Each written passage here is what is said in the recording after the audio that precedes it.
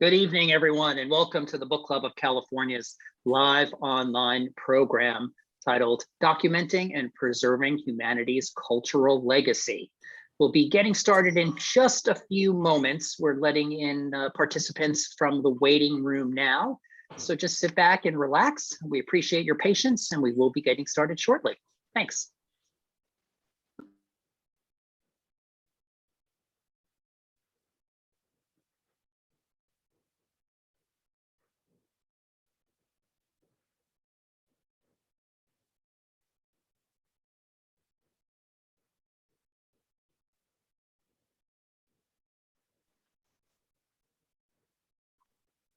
Good evening, everyone. I'm back just to say that you're here for the Book Club of California's live online program titled Documenting and Preserving Humanity's Cultural Legacy. You're in the right place.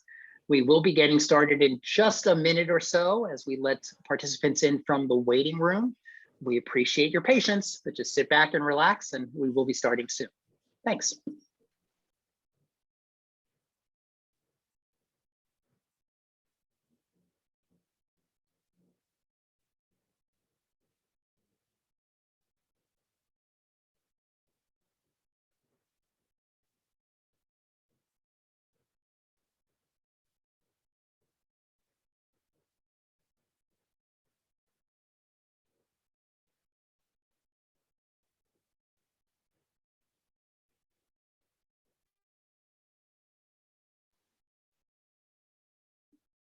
Okay, it's now a couple minutes past 5 o'clock, and I think we'll get started. Participants can join us while we're in progress, but I will officially launch this evening's program by saying good evening and welcome to the Book Club of California's online program titled Documenting and Preserving Humanity's Cultural Legacy, a live online presentation by Carla Schroer, co-founder and director of Cultural Heritage Imaging. My name is Kevin Kosick, and I'm the executive director for the Book Club of California, and it's my pleasure to welcome you and to host this webinar. Tonight, we have more than 130 people registered for this presentation. So for those of you who are new to us, the Book Club of California is a nonprofit, member and donor supported organization dedicated to preserving and promoting the history of the book and the book arts. Oftentimes, we do that with a focus on the literature and history of California and the West. The book club publishes limited edition books, a scholarly journal, and keepsakes.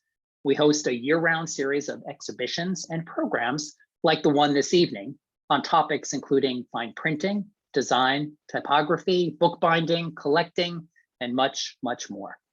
If you're not a member, or if your membership has lapsed and you're interested in what we do, please consider joining our century-long tradition.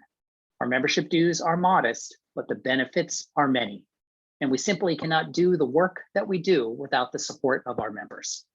I encourage you to visit our website at bccbooks.org to join or to donate to the Book Club of California. And now for tonight's program and our presenter. Documenting and Preserving Humanity's Cultural Legacy, a live online presentation by Carla Schroer, co-founder and director of Cultural Heritage Imaging. Carla Schroer is co-founder and the director of Cultural Heritage Imaging, or CHI. And CHI is a nonprofit corporation that develops and implements imaging technologies for cultural, historic, and artistic heritage and scientific research. Carla leads the training programs at CHI, along with working on field capture projects with Reflectance Transformation Imaging. That's a tongue twister. Well, we're going to call it RTI, Reflectance Transformation Imaging, or RTI, and Photogrammetry. She also leads CHI's software development activities. She spent 20 years in the commercial software industry, managing and directing a wide range of software development projects. Tonight, Carla will discuss and present examples of existing and cutting-edge uses of photography-based imaging, including RTI, showing fine surface details, and photogrammetry for producing 3D models. The use of these tools in a range of cultural heritage contexts will be shown, including fine art conservation and research of museum and library collections. She'll be sharing examples of illuminated manuscripts, book bindings, locked letters, prints, and more. So if you have questions for our presenter, please use the chat and the Q&A function in Zoom. We should have time at the end of the hour to take questions, and we'll curate those questions from the chat and the Q&A. And now it's my great pleasure to introduce Carla Schroer and pass over the controls for tonight's webinar. Carla, it's all yours. Thank you, Kevin, and thanks for the invitation to speak. It's really a great opportunity. So I thought what I would do is just dive right in and show a couple of examples, and then we'll back up and talk a little bit more about what's going on in our organization and so forth. So the first thing I want to show you is an example of a reflectance transformation image, or RTI. This is a Etruscan bronze mirror from the 3rd century BCE, and it's at the Worcester Art Museum. And let's just find that demo here. And with an RTI, we're collecting both shape and color information on the surface of a subject from a single camera point of view. And when we have that information, we can relight the subject from any direction.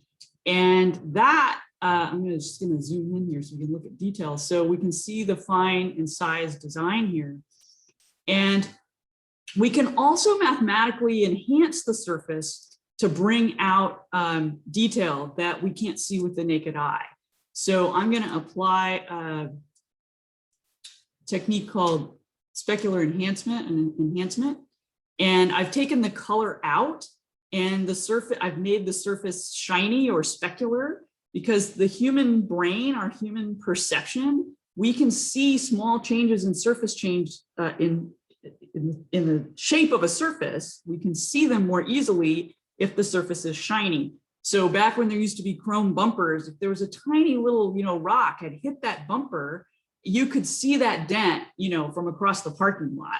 So that's what we're taking advantage of, is that perceptive quality of humans. By making the surface specular here, we can really see all of the details. So you can see, not only the incised line, but also things like the corrosion, where there were little bubbles in the surface, which was probably from the original manufacturer, scratches and cracks. So this technique, I'm going to show you a number of examples during this talk, is used for a variety of research and conservation activities. Okay. The second example I want to show you is a different technique called photogrammetry. And in that case, we are taking a sequence of images going around a subject so that we can make a full 3D model that has geometry and is measurable. And we did a training for photogrammetry at the Library of Congress in October of 2019. It was one of the last trainings we were able to do before things shut down. And we imaged this book binding, and it's from approximately 1150. And you can see here the setup where we were shooting it. Let me show you the model. So here, this is in photogrammetry software. We have a 3D model, and in this case, we can turn it all the way around, and we can zoom in and out to see details. And we also can measure. So I have a ruler tool here, and I can measure if I wanted to know, like, how big is this area on the surface. I could probably make a straighter line than that, but anyway, 1.72 centimeters in this case. And so this can be really valuable for research, but also for tracking change. If somebody's interested to know, hey, are things shifting? Is there a crack that's getting bigger? That kind of question, this kind of data can really help with that, as well as just allowing access so people can look at things and study them. The other thing that I wanted to show you quickly with the photogrammetry is that we can see all the camera positions. So here, you probably noticed in the picture that this was sitting on a turntable. So what we did is we had the camera and we turned it around on a turntable, and every blue rectangle here is a different camera position. So in this case, we had about 228 photos to get the whole thing. And we turned it over and we shot, a couple sequences on each side. And then we took some extra shots at the top and bottom to tie it all together. In this case, this book, because it's so old, it's very stiff and it doesn't move. If you had a book that the binding might shift over the paper, you'd have to think a little bit differently about how to work with it in terms of turning it over. Okay. Oops. So a couple of quick examples. Those are the primary technologies that we work with, but we also do documentary photography and some spectral imaging. So who are we at Cultural Heritage Imaging? Fundamentally, we believe that the treasures of humanity are worth saving. And so we structured ourselves as a 501c3 nonprofit. We've been around since 2002 and we're based in San Francisco. Our big idea, the big vision that we have is that we really want to see cultural heritage material documented, and we want it to be available. And we really want to focus on putting these tools in the hands of people that care for cultural heritage materials. So cultural communities, citizen scholars, cultural heritage practitioners, museums, universities, libraries, archives, a broad range of folks. And so we have a big focus on training. And we really want to make sure that cultural communities can really take control of the documentation and of their own cultural narrative. They should be deciding what gets imaged, what gets done with the results of that imaging, whether it's shared or not shared, and also to be able to tell the stories of what matters to them. So we really want to see that there's lots of documentary material and that it's sourced from a variety of places and not just a small number of wealthy institutions. We also want to be thinking beyond the initial imaging work and what are we going to do with this data? How do we preserve it? How do we make it reusable by others? How do we think about the archiving and the longevity of the data so that all of the work that we're doing to digitize materials continues to pay off into the future and people can use it. At Cultural Heritage Imaging, everything we do is based on digital photography, and we work in the field called computational photography. And what we mean by that is that instead of taking a single image, we're taking sequences of images. And different sequences can yield different kinds of results. So we take a sequence of images, we use computer algorithms, computer software to generate different kinds of digital representations. So I already showed you a RTI and a photogrammetry example. There are other forms of computational photography as well. Let me dive in and show you a couple more things. This is a really fun talk for me because it's kind of a general public talk, and often we're like deep diving on technology and software and stuff, and I just get to like show you cool things and tell stories, and that's really fun for me. So let's do that. This is a etched copper print by Anders Zorn. It's at the Isabella Stewart Gardner Museum. And we did an RTI of it, and you can see if I move the light around, like it's not that exciting to move the light around. I can zoom in and move the light around, and we can see a little more detail, but this is a case where the surface changes are pretty subtle. And so to bring them out, we really need to apply these mathematical enhancements. In this particular case, this print just happened to be in the conservation lab when we were doing some training, and often we're imaging something where there's a particular research question that's trying to be solved.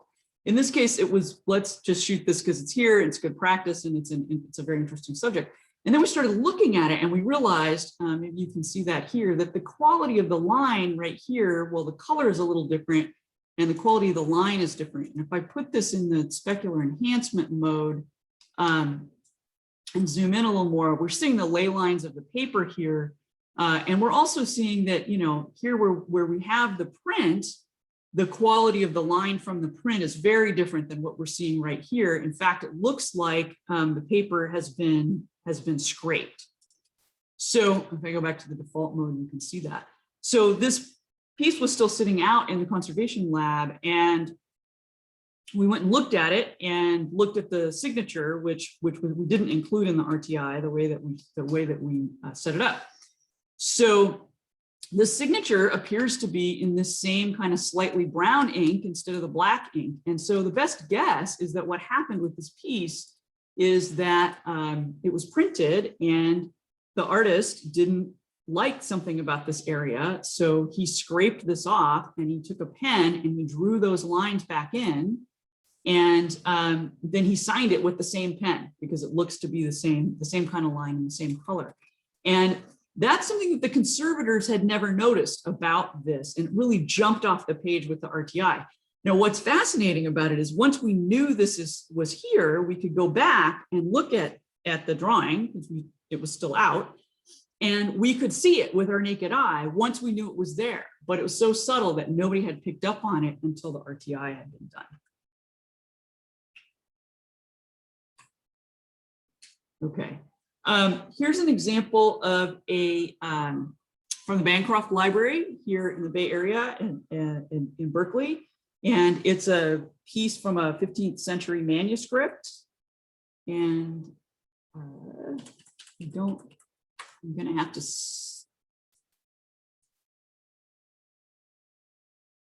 start that example for you. So while that's loading, I'll just, I don't know a lot about this particular piece. It was something that was chosen by the librarian doing a little pilot project and imaging some things there. But you can see with the RTI, as we start moving the light around, particularly in again, that specular mode is just so great for looking at surface shape.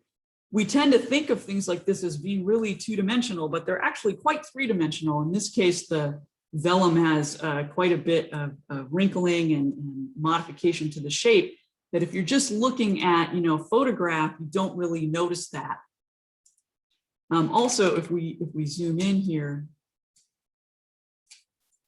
we can see really fine line details, like these very, very subtle brush strokes that are probably just like almost a single hair brush. And we can see how they stick out on the page. And this is also an example where relighting really matters, because certain light positions, they just disappear.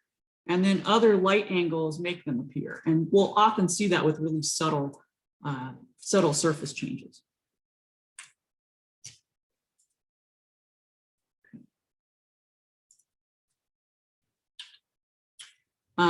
Here's another, I love this example. This is from the Johns Hopkins Archaeological Museum. And Sanchita Balachandran, who you see in the photo here, is an archaeologist and a conservator. And she's been studying these Greek paintings on vases and on, in this case, acrylics. And what she's really interested in is the original drawing that was done on the piece. So I'm going to zoom in here where we can see some detail. And relighting kind of brings it out, but not that much. And so again, that mathematical enhancement, that ability to take the color out and make the surface a little bit specular. Just trying to dial this in here. So we can see here, let's move this down, that this line right here is the original part of the original design. So the artist would have painted with slip an original design on this surface, and then the design would have be filled out to what we see in the final version, which looks like this. And so even though this probably always was intended to have a shield, the artist drew the back of the person in, probably just to help them get the proportions and everything correct. And you can't really see that with the naked eye. Sanchita could see it under a microscope, but if you're trying to sort out something, more than a very small area, it's very difficult to do that. You're seeing such small parts at a time with a microscope. So we were able to get that with the RTI, and then she's now traveled around and done this type of imaging on lots of this material all over the country. So you can see down here where the garment, that design was changed from the original. You can see some of the lines here. I hope this is coming through on the Zoom. It looks great on my monitor, so I'm hoping for the best. Okay. Here's another example. This I had fun trying to find some book and paper things for this audience. This is a book cover that belongs to Betsy Palmer Eldridge, who is a book conservator and teaches book conservation. And it's a pigskin book cover, circa 1500, from Northern Europe. And so what I have here, just to save time in terms of the live demos, is just some pictures from the RTI to see the detail. It's very heavily worn. I forget what this part of the book is called. I'm sure there's people on the call that could tell me, but that protect the cover by keeping it off of the table or the desk a little bit. And those are missing from some pieces. So it's pretty heavily worn. But with the RTI, and this is a different mathematical enhancement, we can start to bring out this fine tooling. And this is the specular enhancement as well. So we could really see all of the fine detail by doing this type of imaging on the book cover. This is an example from the Smithsonian Natural History Museum, and it's from the Mississippian culture, probably ceremonial spiral mace head. Archaeologists are very interested in looking at edges of stone tools. This is from the RTI, and again, that specular mode where we can just see every touch and retouch on that surface, which is really valuable for studying this kind of material. Here's another print. This is a Japanese woodblock print that's at the Fine Arts Museums of San Francisco, specifically at the Legion of Honor. And this was the setup for the RTI. Actually, I'll talk about how we shoot RTI for just a minute. So we have the camera and the subject in a fixed position and on a tripod or a camera stand. And then we take a sequence of images with light in different positions around the subject. And so in order to put the RTI together, the software has to know where the light was for each of the images. And so we put these, in this case, these are small ball bearings.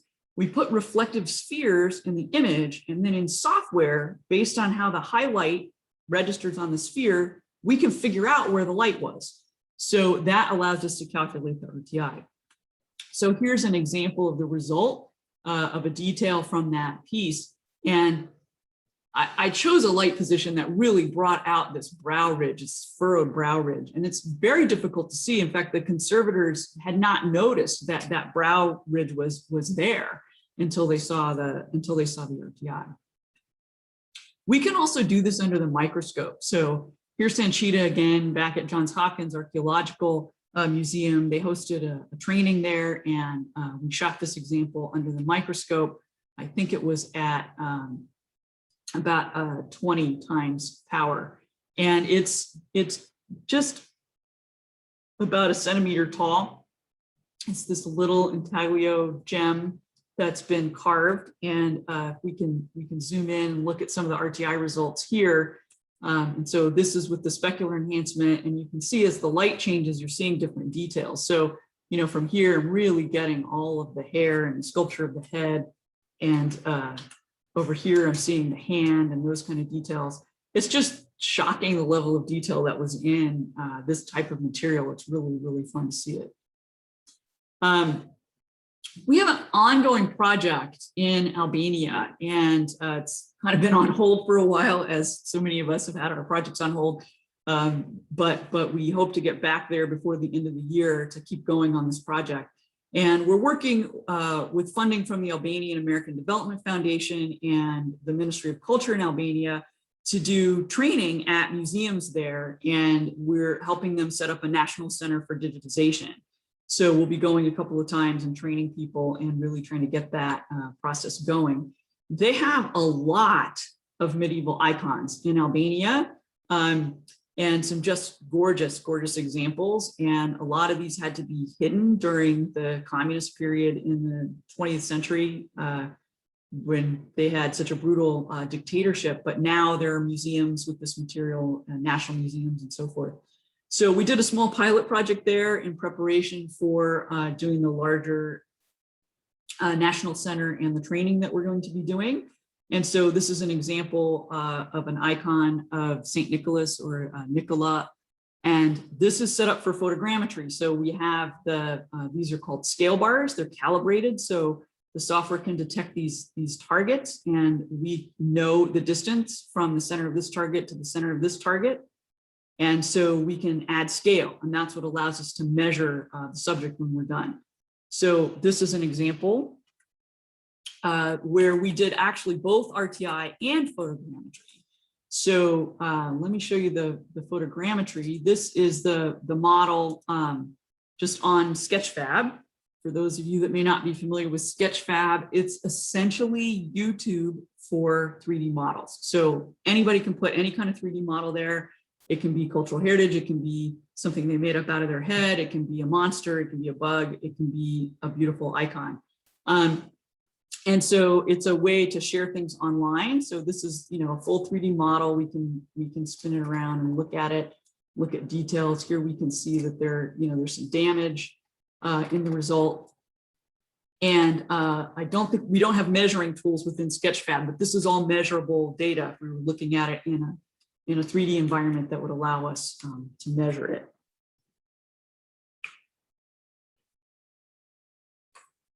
And then we also did an RTI. And so here is some of the detail from the RTI. And as you can see, there's been conservation done on it as well. There's this beautiful gold leaf. We can really see the tool marks in the surface, all of the fine surface details for these icons. So in Albania, we're going to be teaching museum photography, RTI, and photogrammetry as part of this ongoing project that's going to go on for the next couple of years. I want to take a minute and just talk about letter locking. Letter locking is really cool. I didn't know anything about it until I met Jana D'Ambrosio, who's at MIT Libraries, who is a letter locking guru and has amazing passion for letter locking. And really what letter locking is it was a form of encryption. It was a way of securing letters back when people wrote letters and needed to send information. And I think we're all familiar with a simple, just kind of wax seal that goes on a letter, but there were way more sophisticated ways to lock letters. And you can see some examples here. This is a picture from her website, which is letterlocking.org. If you're interested in this at all, go check out her website because she has videos about how all these things are made and classifies all these different types. And so we've been doing some imaging work with her and her projects over many years now. But there were some very, very sophisticated forms of, cutting a strip off and cutting slits in it and then sealing the end thing with wax. So here's an example of a locked letter. And one of the things that happens from Jana's perspective is when people digitize things, they're often just concerned about the content. So it's a letter, we're concerned about the content of the letter. Can we read this letter? And Jana, I wouldn't say that she doesn't care about the content, but she cares less about the content than she does about the letter locking. And so what happens is sometimes these things get unfolded and they get ironed, and the evidence of the letter locking gets lost.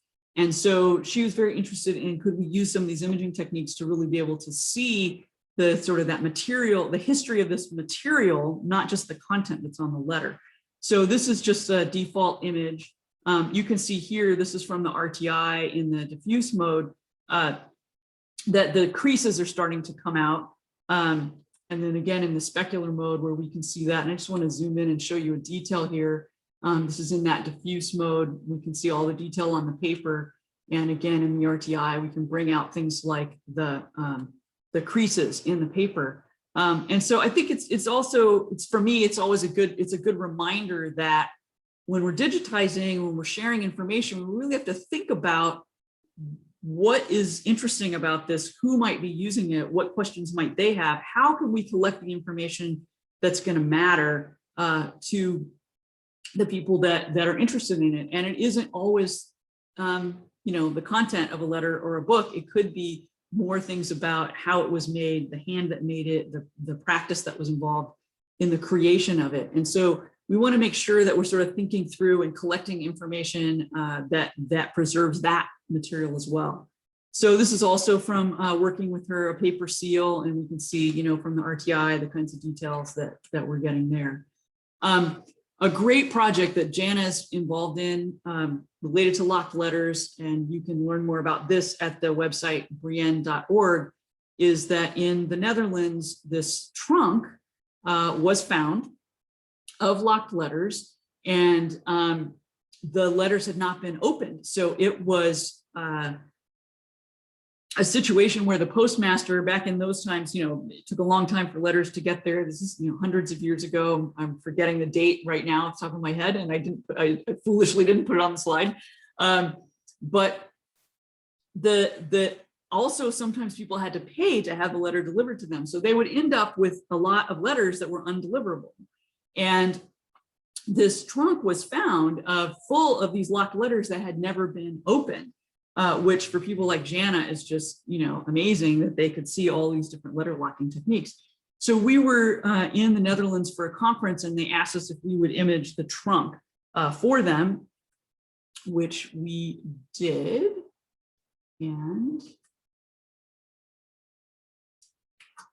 okay. It's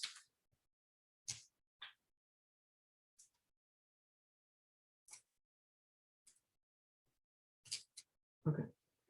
So here's the trunk. This is a public model on Sketchfab, and it's linked from both of the websites that I pointed you to. You can zoom in and see results. It has some seals on it. It has it was made of sealskin on the top. It's this handmade leather trunk. It's several hundred years old at this point, with the handles and everything. The runners on the bottom are modern, that were put on it after it was found, I think, so they could display it and to protect it. So this was a great little project, especially after we had worked with Jana to image some locked letters before, and we've shot both RTI and photogrammetry. This is a great example of using both techniques. So we used photogrammetry to get the 3D model for the overall trunk, and then we did RTI on a couple of the seals, and then we also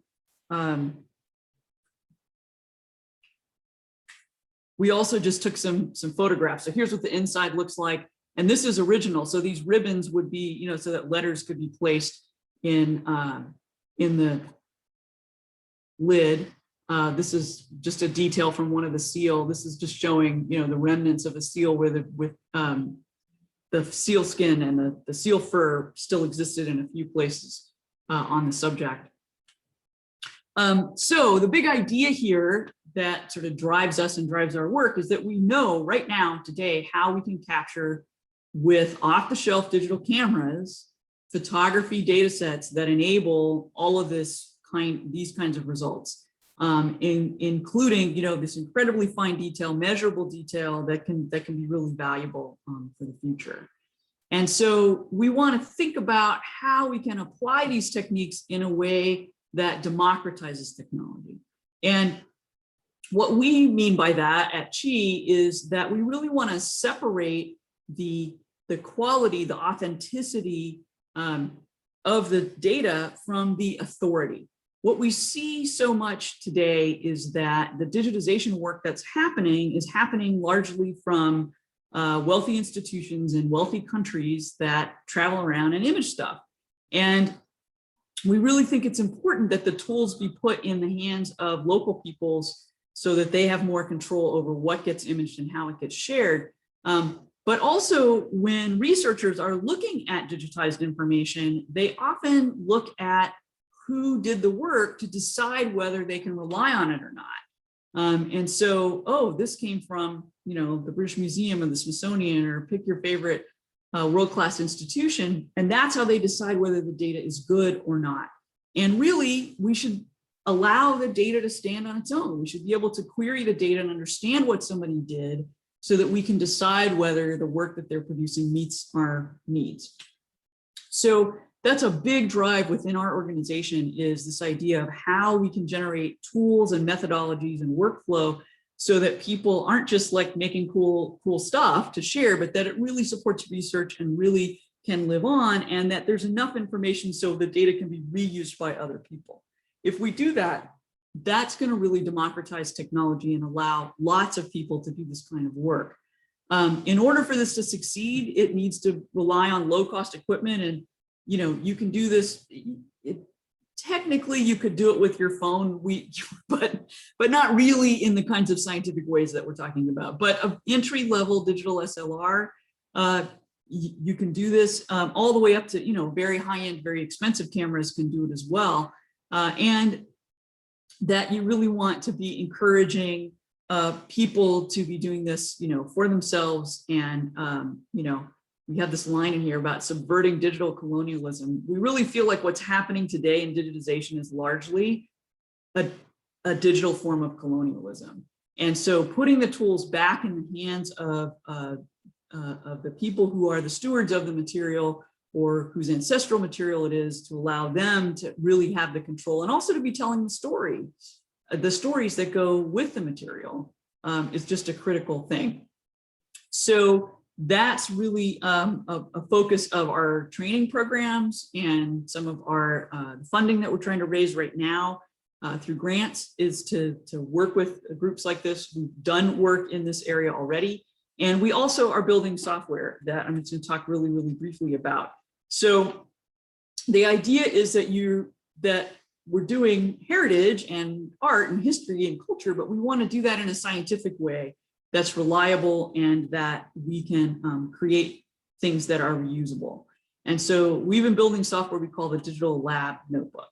So the second big idea is that we know how to do that. We know how to build a tool that allows you to record everything that you're doing. How did you shoot the photos? What methodology did you follow? And how did I create that digital representation? What all is involved in that? And so that allows the quality of the data to speak for itself. So if somebody's doing good work, it's good work. It doesn't matter whether you've ever heard of them or not, or if they're part of a big name institution. And frankly, the big name institution's doing, you know, low quality work in some area, like you should be able to figure that out as well. So that's really the focus of current work that we're doing in the Digital Lab Notebook. And we currently have a grant we're just finishing up in June from the National Endowment for the Humanities to develop this. It's open source software. And obviously in this kind of a talk, I don't have time to really dive in and give a demo, but there's information on our website if you want to learn more. It's very focused on photography-based imaging and digital representations that are based on photo sets. And we've worked with a lot of folks to do it. Our primary partner right now is the Foundation for Research and Technology, Hellas, in Heraklion, Crete, the Center for Cultural Informatics. And we've had little bits of funding to do aspects of this and sort of figure it out over many years, more than 10 years now. We've been working in this area. I want to share a quick example about why this matters, because I think sometimes people go, okay, that's great, but like, why should I care? And I think that if you're interested in, as a general public user, looking at something and thinking, learning about it and thinking it's interesting and cool, that's great. But if we're really trying to support research and we want to track change, and we want to really understand material that's being lost, that's at risk because of rising sea levels and climate change and all kinds of other factors, then we really need to be thinking about producing high quality material and how we can actually determine what we're looking at. So this is just a detail from a Diego Rivera mural here in San Francisco, the Pan American Unity mural, that I'm going to use as an example. And so this is just right out of the camera, this detail, and there's a little bit of sharpening and there's more sharpening and you can't see it. And that's kind of my point, until you zoom way in. And then we can apply a little bit of sharpening and a lot of sharpening. And you can see, hopefully you can see that even on the zoom, that is really changing the pixels. It's radically changing the pixels. So if I'm using RTI, the algorithms are looking on a pixel by pixel basis to do the calculations.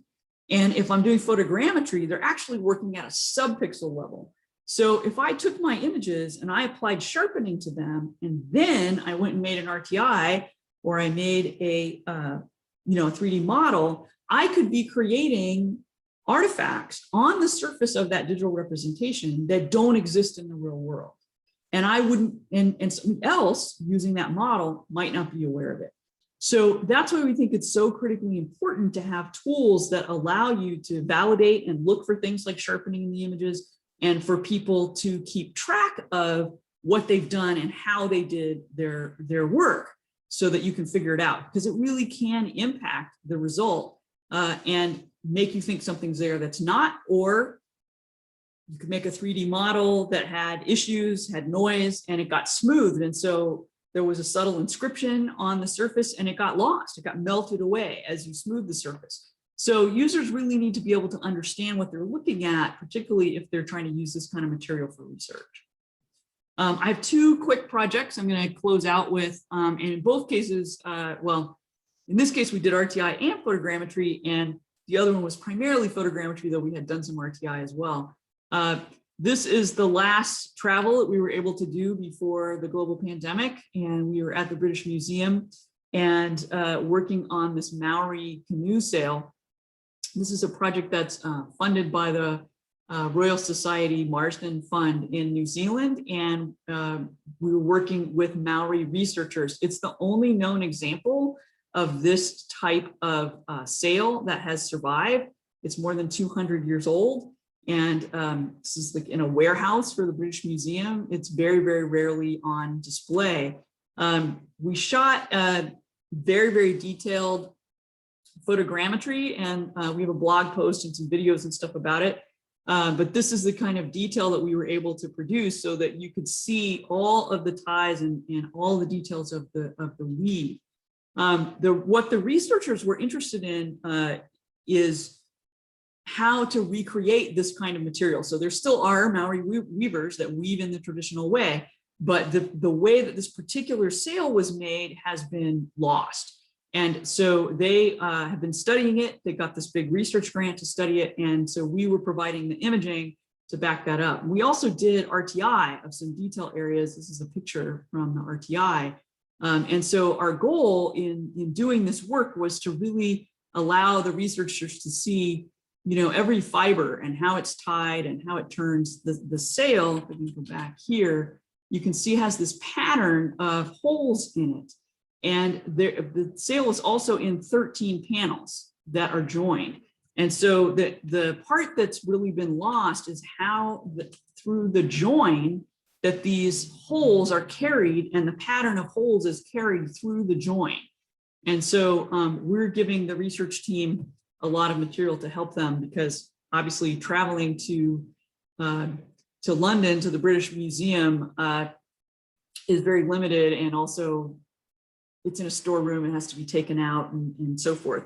So this was a great project using both photogrammetry and RTI, and also working with the Maori people who were interested in figuring this stuff out. And actually they're pretty sure they had figured it out, and they were hoping that our imaging could help them to sort of prove and back up what they had already figured out from their previous time with the sail. I'm going to close with a project that we're doing here in San Francisco. That is the Pan American Unity Diego Rivera mural that's at City College of San Francisco. And this was painted as part of the Golden Gate International Exhibition in 1939 and 1940. It's huge. It's 22 feet tall by 74 feet long. It's actually the largest freestanding mural Rivera ever painted. And it's currently at City College, but it's actually moving later this month and next month to the San Francisco Museum of Modern Art, where it will be for 3 years.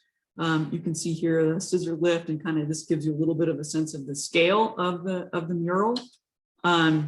We did some imaging in 2015, 2016, and we were able to get a CARES Act grant from the National Endowment for the Humanities to re-image the mural after conservation had been done and some other aspects of it.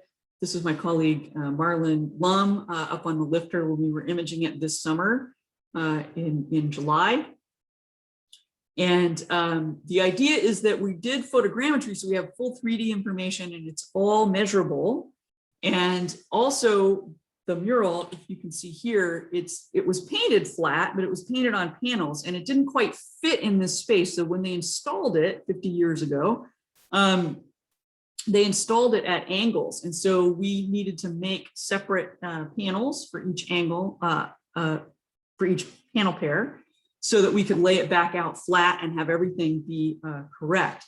So one thing that we can do once we have 3D information is we can project that information back out onto a 2D surface and create very high resolution images. And people can do things like stitching images, but if you don't, but when you stitch, you're going to have artifacts.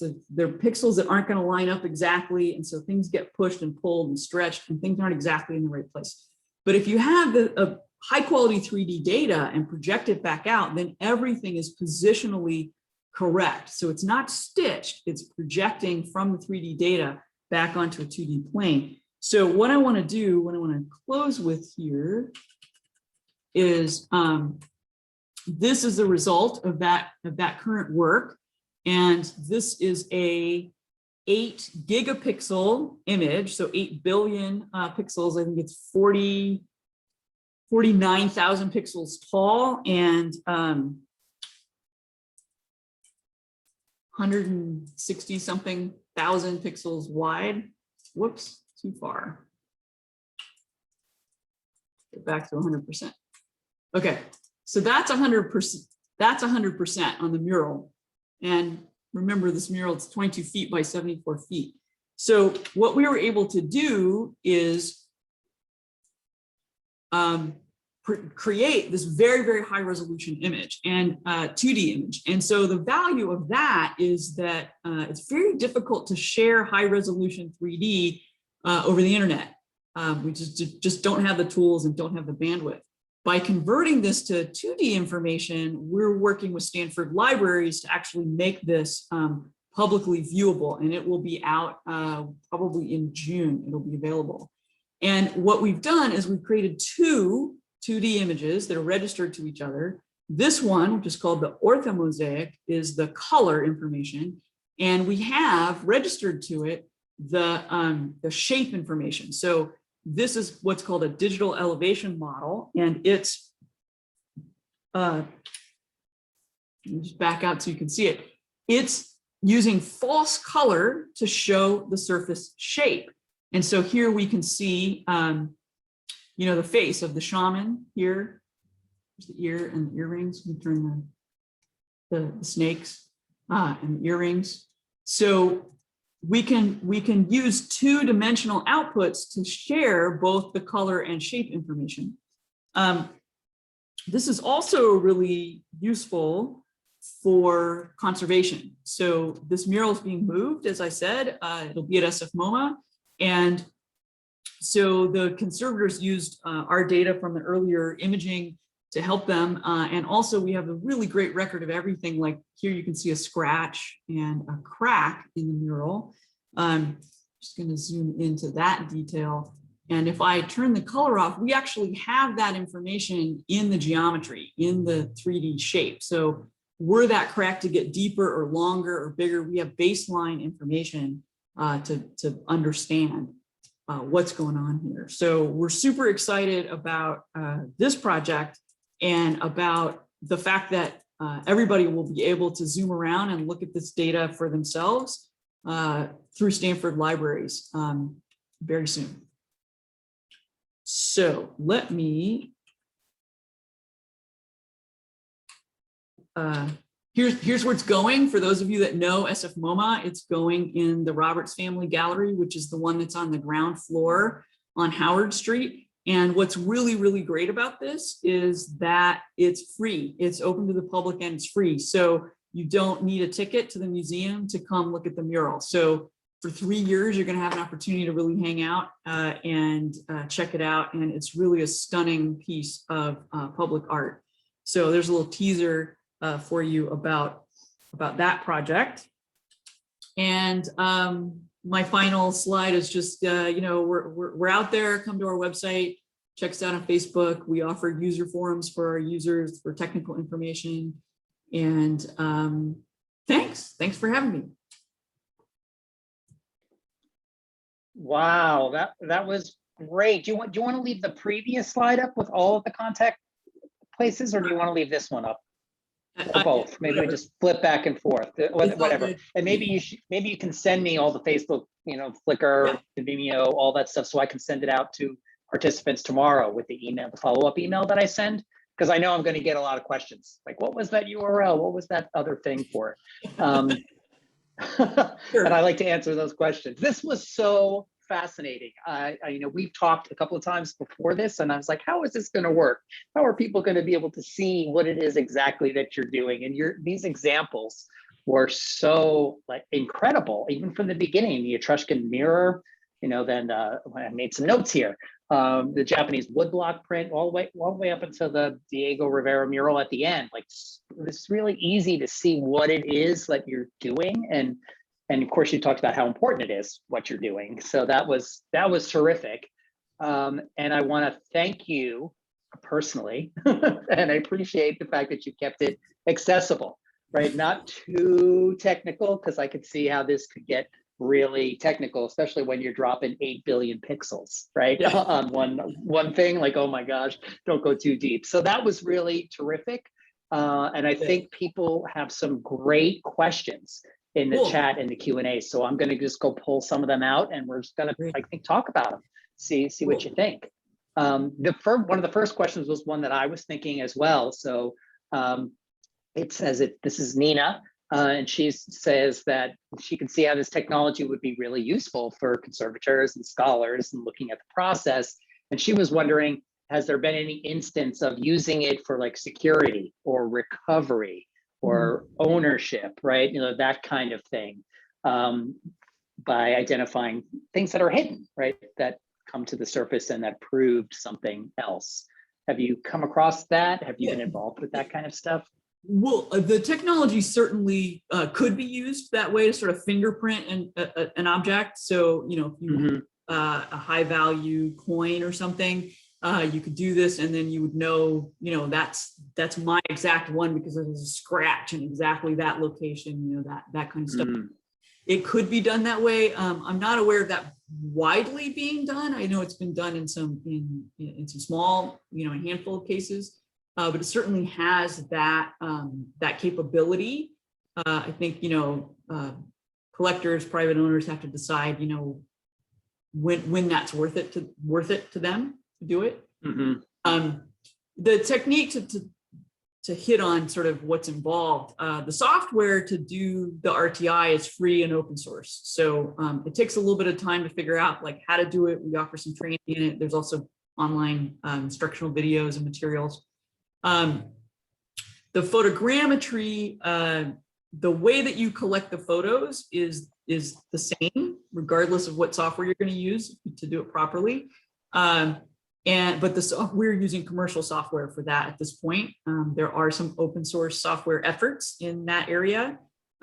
We don't feel like they're quite ready yet, but what's great is if you collect a good photo set, you have a good photo set and you can process it and other people can process it into the future. So that's that big idea of the longevity of the data, is understanding what the computer, what the computer graphics people need in order to get a reliable, high quality result. And then if we collect that kind of image set and preserve it, and we're going to be able to get that representation back out of it, regardless of the specific software we're using today. So that actually plays into like another question about how much technology infrastructure is required. So the software is free open source, but I think you mentioned you could use your cell phone, right? But that's not really. Well, the problem with your ideal. cell phone, there are multiple problems with cell phone, but you can't really lock everything down. I mean, there are apps now where you can lock things down, but there's only so much you're going to get in terms of quality of a photo with a lens, this big. It's kind of actually how well how well this is done, and they just keep getting better. But a tiny little sensor, tiny little lens. So generally, we say a digital SLR is your entry point, but you can buy end one. It doesn't have to be like a high-end professional one. Yeah, the infrastructure, I mean, the photogrammetry, the 3D definitely requires a pretty beefy computer, although there are services that are available to process stuff. You can get an app for your phone to do photogrammetry with your phone and make a little 3D model, but it's not going to look like what I'm showing you here. And it's not going to be measurable and, all of the kinds of things that we want to do from a documentation and research perspective. But the technologies are out there and they're just getting better and better as time goes on. Mm-hmm.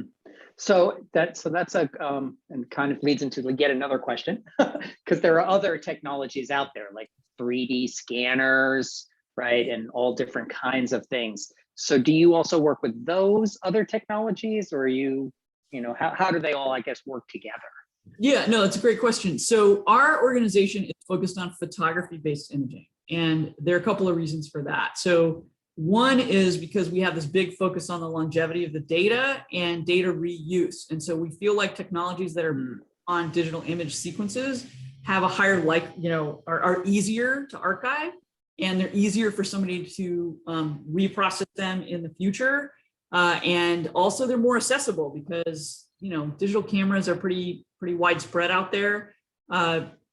They're not that expensive. We're using off the shelf, cameras. You can, entry level cameras in the several $100s range. I mean, we work with National Gallery of Art and MoMA and those guys that have, $60,000, $70,000 cameras, but you don't have to have that to do this.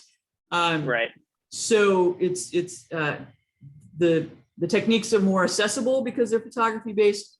We feel like the results are more likely to be archived and to be reusable because other people can reprocess and understand what happens.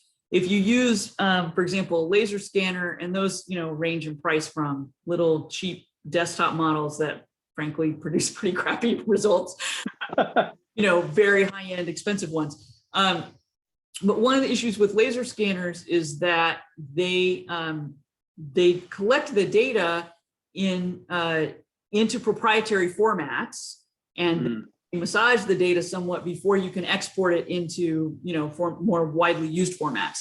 And so there's a little bit of a question of, well, what happened to this data? Do I have a record of it so that I know, like what I was talking about before, let's say there was an inscription on this wall and the data was a little noisy. And so you applied some smoothing and now that inscription is gone. So how does someone understand whether there really was an inscription there, or not?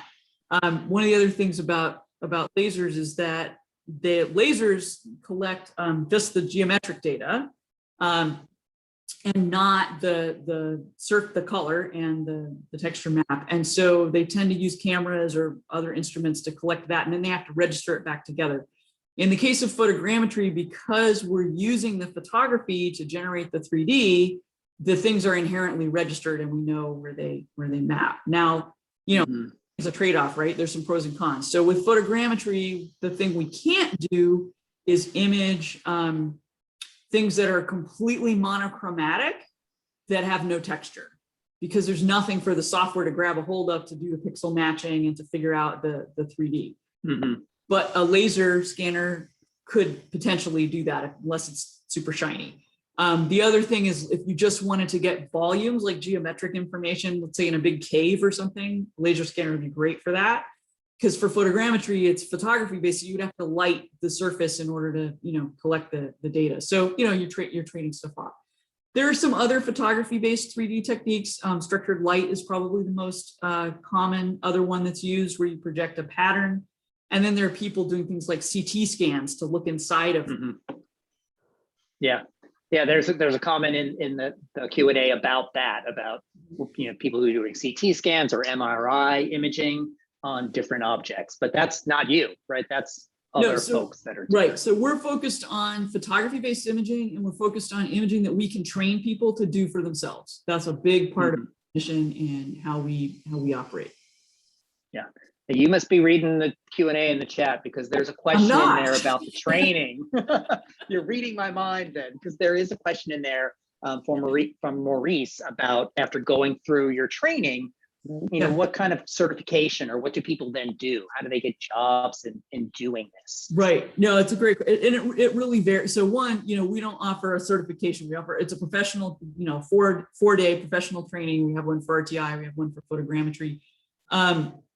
Primarily, we work with people that are already working in like museums or libraries or archives or universities. So we do work with graduate students. We get brought in by universities sometimes to train people, including in the sciences. So we've trained people at USGS, and we've trained geologists and fossil people. Love this stuff, as you might imagine. People that are recording tracks, fossilized trackways and stuff like that. So yeah, how do you get a job? That's a good question. I mean, so a lot of the 3D technology is being developed to support entertainment. So it's supporting video games and movies and that kind of stuff. And so in that case, what they care about is that it looks good and it runs fast, and that they can generate, information quickly. What we care about is really doing this in measurable, reproducible, scientific ways. So we have a little bit different approach to a lot of the other 3D things out there. So anybody that cares about collecting this kind of information, where that's their goal to support science or research or tracking, then these kind of skills are going to be valuable.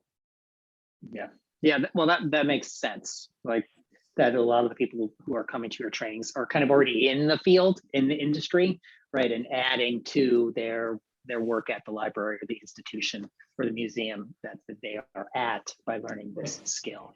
There's a couple of great, go ahead. I just want to add one more thing that's sort of related to the cultural communities. So, this Albania project's great because we're able to help them set up this national center and move things along. And then we've also worked with Sea-Alaska Heritage Institute. And then we're working on a grant proposal right now. It's still in the proposal phase to work with some indigenous communities to provide training and also equipment and things, because we really want to empower them to document their own material. And the 3 groups that we're working with for this grant are all in locations that are very, very susceptible to rising sea levels and climate change. So urgency in getting these tools into these communities. Yeah, because the artifacts are in danger, right? And sites, in some cases, it's not just artifacts. The item itself. Sites themselves, yeah. So there's some, we're just past the top of the hour, but I'm going to get a couple other questions in here because they're really good questions that I want to know the answers to myself. And they're kind of about the technology, because one of the questions is about this. It actually says the storage needs for the image sets must be astronomical, right? Is this all living on servers in the cloud? Like how is this all being stored?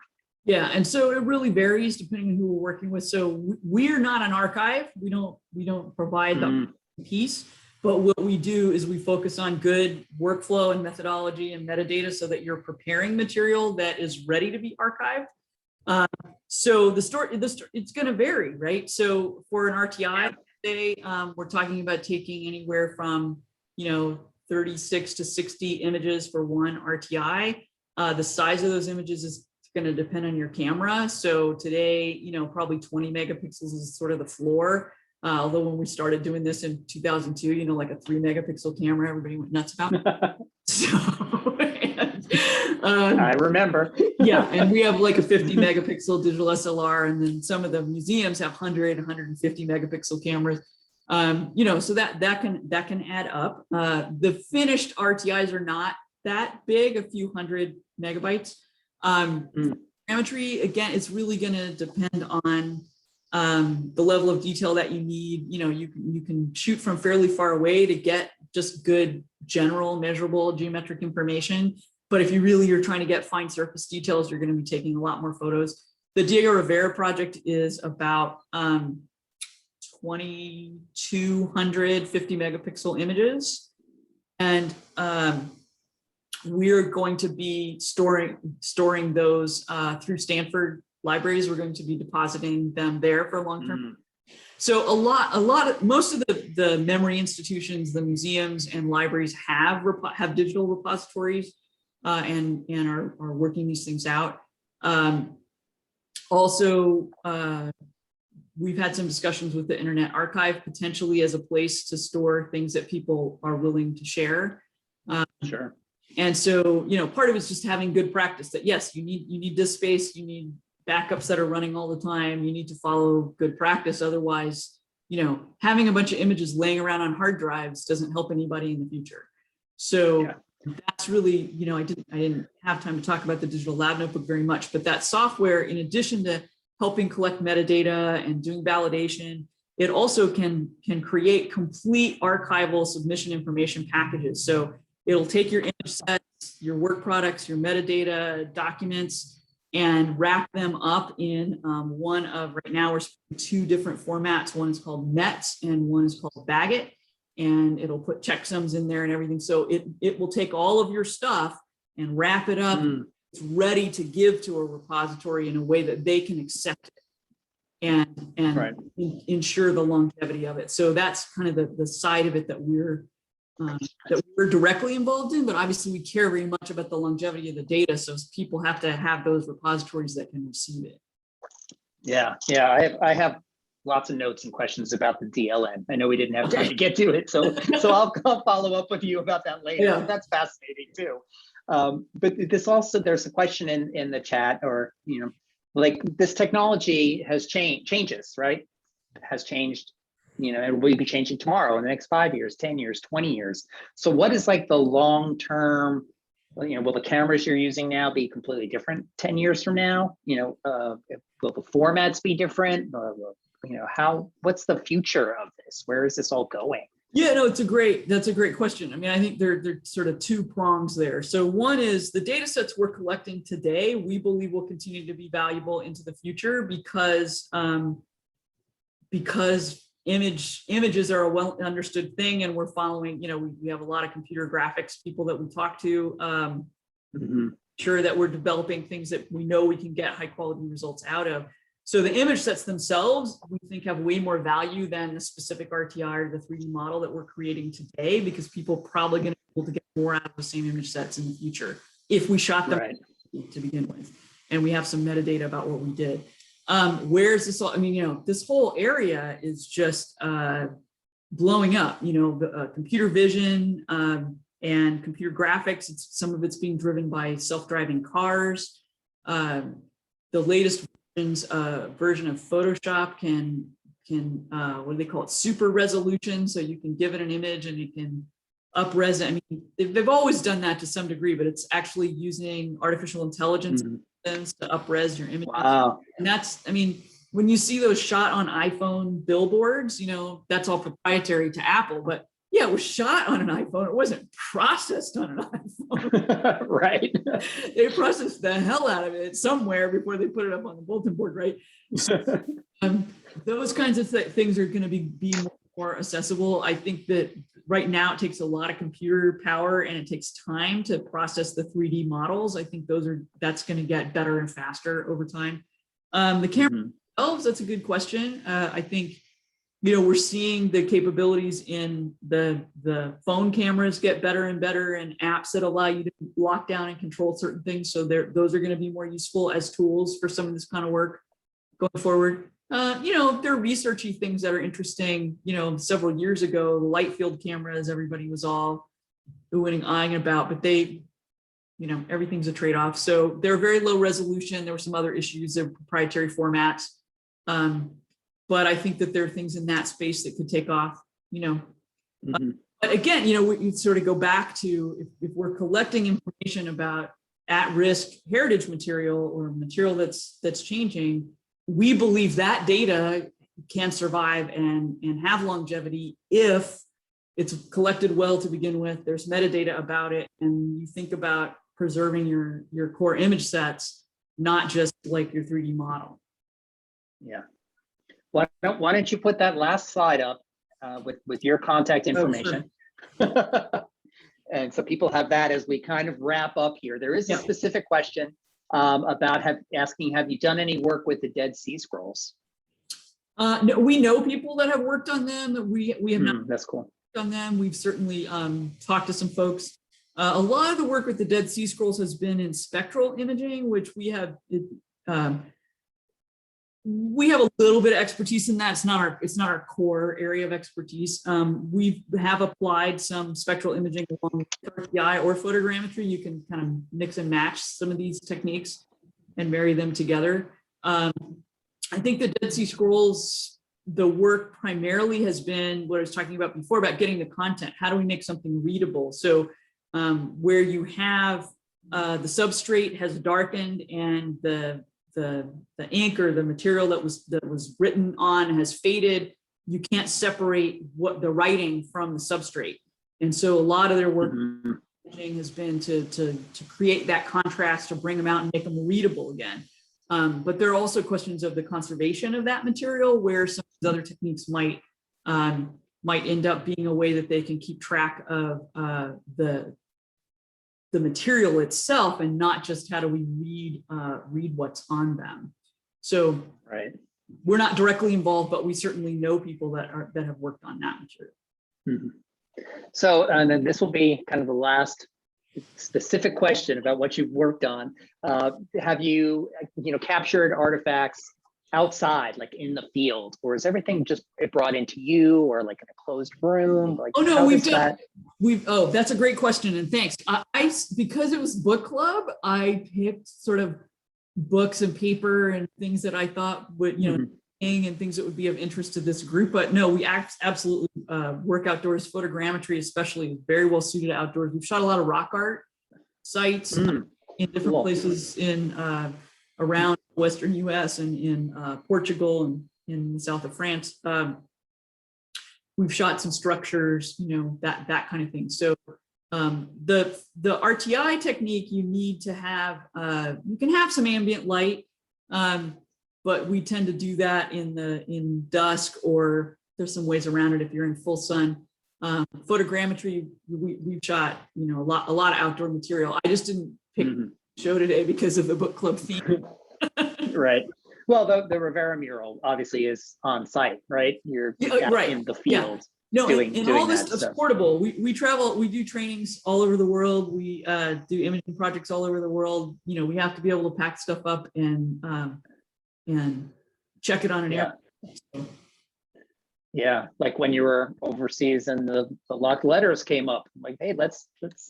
That was really fun. We had worked with Jana before, and that model, that Brienne Trunk model, is public on our Sketchfab site, and it's linked from both of those sites.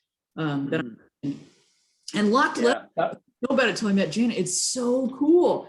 There's some really, really complicated things that people did so that they could make sure that if somebody opened a letter, they could tell. Because apparently it was easy to get around just a wax seal. Like that, you could steam open, there were ways to get around that. Yeah, and reseal it, And reseal it. Yeah. But these other techniques were designed so that if it had been opened, you would be able to tell.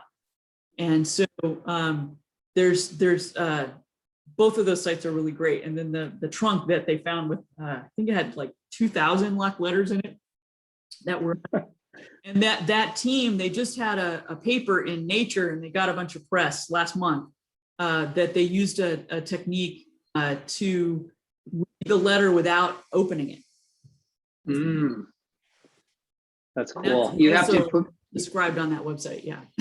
you have to put me in touch with Jana so I could talk to her about doing a talk for the book club on locked letters. She would love it. I think it'd locked be letters, awesome. Oh, it would be great. Yeah. It would be awesome because she's awesome, and also the work is really cool. Yeah, so that's the next thing for us to work on, is to make that happen.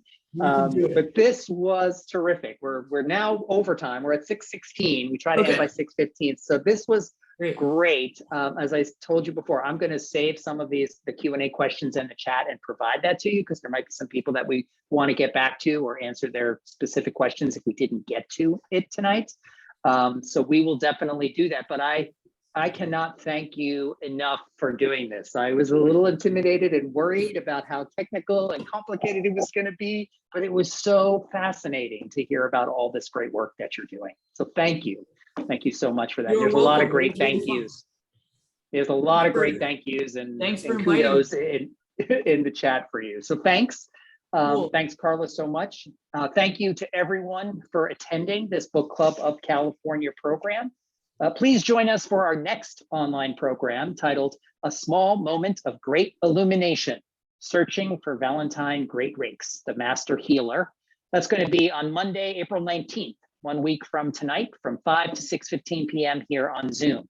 And this is going to be a live online presentation by Leonard Pitt. He's an author, archivist, and a historian, and he's going to be talking about Valentine Great Rakes. You can register for this event online at bccbooks.org/programs or using the link in the weekly programs emails that you may be receiving from the book club. So look out for those. My parting thought for the evening, I always like to have a big takeaway, which is really easy. This just hit us early on. The treasures of humanity are worth saving. We heard that right here. That's CHI's mission statement, right? That's what you're all about. And I think we, the book club, would totally agree with that. We're on board that the treasures of humanity are worth saving. So take that home with you tonight, everyone. Thank you for joining us. I hope you all have a wonderful evening. Be well and take care of yourself until we meet again. Bye.